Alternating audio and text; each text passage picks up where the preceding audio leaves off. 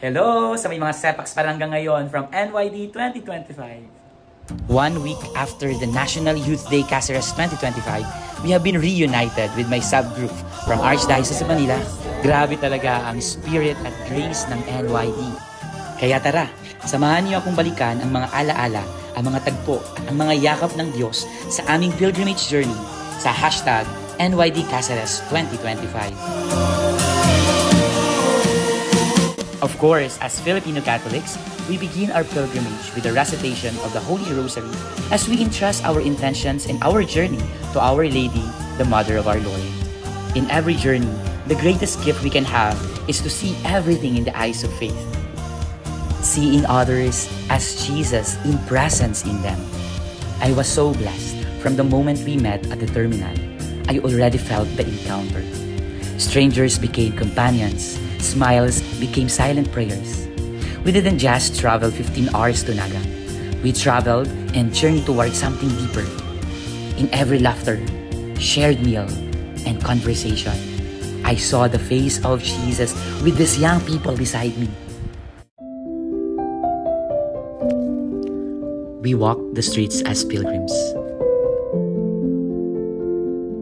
We prayed. We laughed. We entered into a pilgrimage. It was a celebration of faith and youthfulness. And in the middle of the celebration, it rained. Pero walang umalis. We danced. We sang. And we worshiped the Lord. Because hope doesn't stop when it rains. Hope shows up even when it's hard. Here, we encounter the miraculous Nuestra Señora de Katipunan of Nabua, our Queen of Covenant, which reminds us that Mary walks with us in our own covenant journey with our Lord. In this Formation Day, we were reminded of our calling, which is kabuotan. We didn't just sit and listen. We got to meet and connect with young people from different dioceses.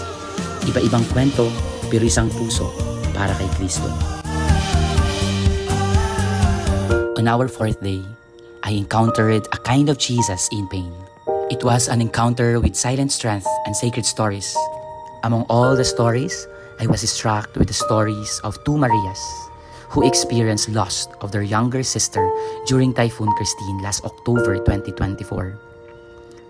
In their pain, they still smiled. They still believe. Kaya, as we culminate our NYD journey, we are once again called to be pilgrims of hope. There will be a lot of Marias out there, people who carry silent battles, grief, and pain. Most of them won't wear signs that they are suffering. That's why, as we continue to hope, let's also bring kabuotan wherever we go. Not just during these 5 days of encounter, but in every moment of our daily lives. We are invited to walk courageously in silence, to listen and ponder on the Word of God, to choose to do good and be kind to the people around us. Because the journey doesn't end in Baao or in Naga. It continues right where you are every single day. We are not just called to be perfect. We are called to be present, to show up, to love, to serve. Kaya mga katuod, mga kaka-faith, padayon lang. Keep walking, keep serving, keep loving. Rain or shine, the road may be long, but we never walk alone. Kaya my heart is overflowing with gratitude. Totoo nga ang sabi ni Archbishop Emeritus Terona, gratitude is the memory of the heart. Kaya this journey, the NYD Caceres 2025, I will carry it in my heart forever. This is NYD. This is grace. This is our mission. To our Triune God, the Father, the Son, and the Holy Spirit, maraming salamat po. Diyos mabalos, Baao. Diyos mabalos, Nueva Caceres. Diyos mabalos, mga co-pilgrims of hope. Salamat at magdasalan tayo. Enjoy the rest of the day. Mga katuwad ni Ina.